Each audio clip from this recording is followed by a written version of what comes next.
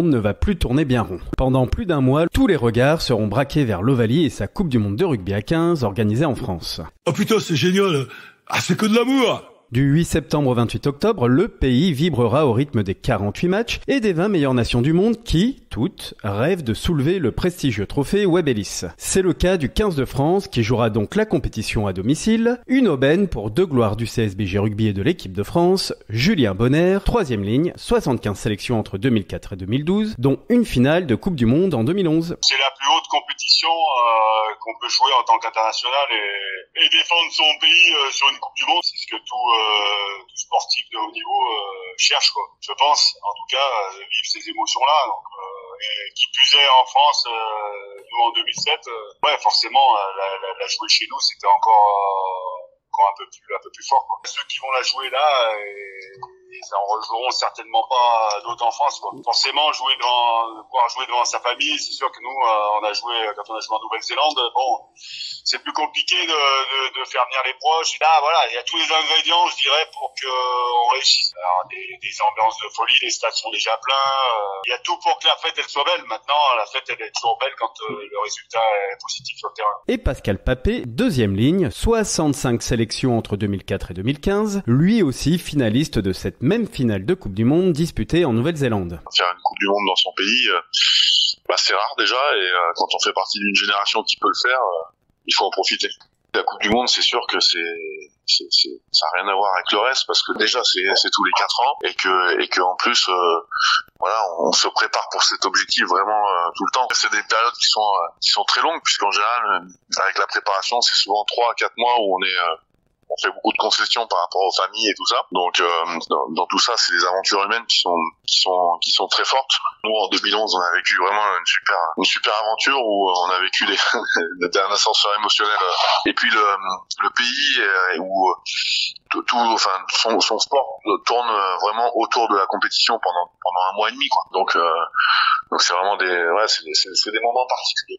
Depuis la création de la Coupe du Monde en 1987, la France n'a jamais remporté ce titre ultime. Mais cette année, les tricolores endossent le maillot de favori.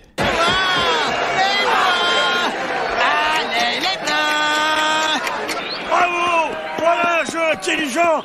Ah, il faut jouer à ça chez nous! On a une génération qui est la meilleure génération qu'on peut avoir pour aller chercher le premier titre de champion du monde en France en plus. Maintenant, ça c'est sur le papier, hein. On est favori sur le papier. Maintenant, si c'était aussi facile, ça se saurait. Donc il va y avoir des matchs importants. Il y a le match d'ouverture contre la Nouvelle-Zélande. Il y a ce quart de finale qui sera quoi qu'il arrive, soit contre l'Afrique du Sud, soit contre l'Irlande. Donc ça va être un chemin tortueux pour l'équipe de France, mais en tout cas on a largement le potentiel, la qualité, la quantité pour pouvoir le faire. Elle peut gagner, oui, ça c'est sûr. Si elle joue à son niveau, on a bien vu, on a battu les meilleurs, donc ça veut dire qu'on est capable de le faire. Ce qui n'était pas toujours le cas ou ponctuellement les années précédentes. On a un super groupe avec des joueurs de grande qualité physique bien sûr, technique aussi, mais humaine aussi. Et c'est beaucoup de gamins parce qu'ils sont bien plus jeunes que moi, mais qui sont bien éduqués, bien dans leur tête, des bosseurs. Ouais, je crois que ce côté-là, ça se retrouve sur le terrain. On voit qu'ils vivent bien ensemble, qu'il y a une bonne ambiance et les performances, elles sont à l'image de cette qualité-là. Avec des joueurs d'exception, le 15 de France semble donc programmé pour la victoire finale. Mais face à cet événement si spécial, au contraire d'un tournoi destination qui se joue chaque année, et qui plus est organisé à domicile, les Bleus peuvent-ils se sentir paralysés par une trop forte pression et perdre leurs moyens ? Trop de pression.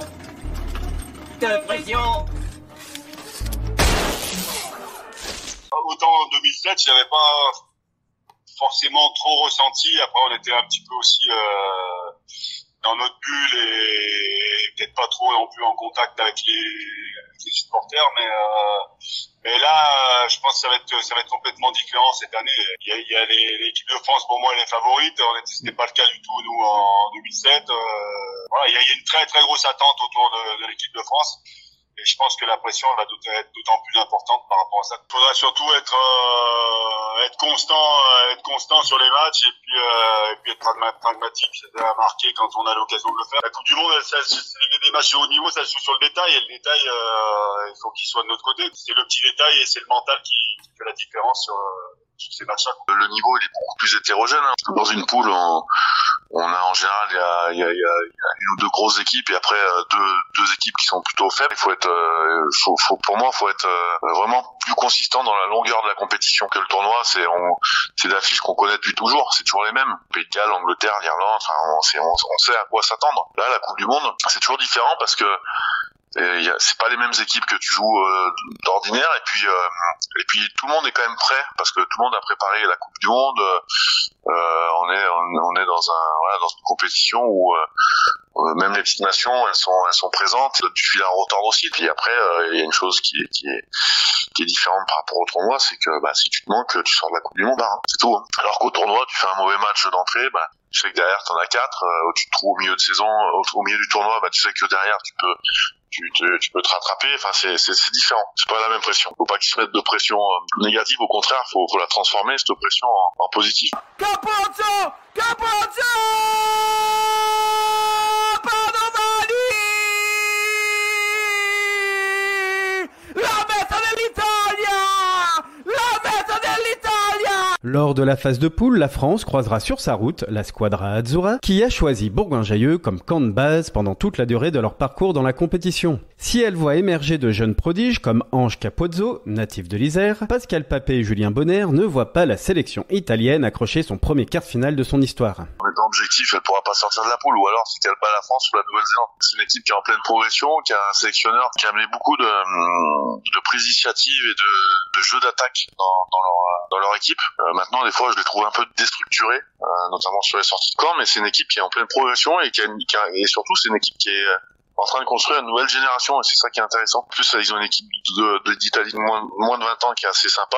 Dans l'avenir, je pense que les Italiens vont progresser. Elle a progressé et qu'elle a plus de joueurs de classe mondiale, plus de joueurs qui sont capables qui pourraient jouer dans d'autres équipes, quoi. Pas qu'en Italie, et qui prouvent à chaque match qu'ils ont des qualités pour rivaliser aussi avec les grosses écuries, quoi. Donc, l'Italie, elle a rien à perdre, au contraire. Donc, je pense qu'ils vont venir chez nous en jouant libéré et avec l'envie de se faire plaisir. On n'est pas loin de chez eux. Je pense qu'il y a pas mal de supporters qui vont suivre aussi.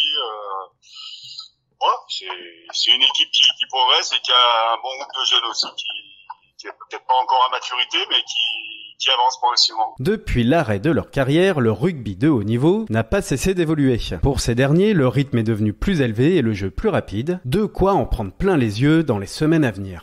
Je pense que c'est moins physique, dans le sens où il y a peut-être un peu moins de collisions et de combats, peut-être. Il y a beaucoup plus de pression, alors par le pied par exemple, ou le fameux jeu de dépossession où on va rendre le ballon à l'adversaire pour lui mettre la pression dans son camp. Donc forcément, il y a peut-être beaucoup plus de chemin à parcourir et de chemin parcouru lors d'un match, mais je suis pas certain que au niveau de l'intensité, de la collision et tout, ça ait changé, parce que nous, c'était déjà très costaud. Après, là aujourd'hui, c'est peut-être ça va peut-être beaucoup plus vite et les joueurs doivent se déplacer plus, mais après sur l'intensité de l'impact et tout, il y a pas trop de comparatifs à faire parce que c'est pas les mêmes périodes, mais en tout cas ça me choque pas et je me dis pas on jouait il y a un siècle, quoi. Voilà. Nous à l'époque, temps de jeu effectif c'était 38 minutes, je pense, ça pouvait monter jusqu'à 40. Là, je vois qu'il y a certains matchs où c'était 44 ou 46 minutes de temps de jeu sur le match, quoi. Ça veut dire que le rythme est plus élevé, il y a plus d'intensité, mais bon, à la fois on est de mieux en mieux paré. C'est un tout, quoi. C'est comme il y a 30 ans, ça allait beaucoup moins vite, mais ils s'entraînaient beaucoup moins et c'était pas du tout la même chose. Donc là, le rugby continue d'évoluer, continue de se professionnaliser encore un peu plus dans le détail des préparations. Chaque équipe cherche le petit truc qui va faire la différence en termes de préparation, de récupération. C'est vrai, quand on voit l'intensité et les contacts qu'il y a maintenant, on se dit qu'il faut être bien prêt pour pouvoir jouer. Vive le 15, vive le 15. Cet épisode est désormais terminé, vous pouvez retrouver notre émission Le Micro Local sur toutes les plateformes d'écoute et toujours sur notre chaîne YouTube Ville de Bourgoin-Jallieu. La partie a commencé, on a vu qu'ils étaient pressés.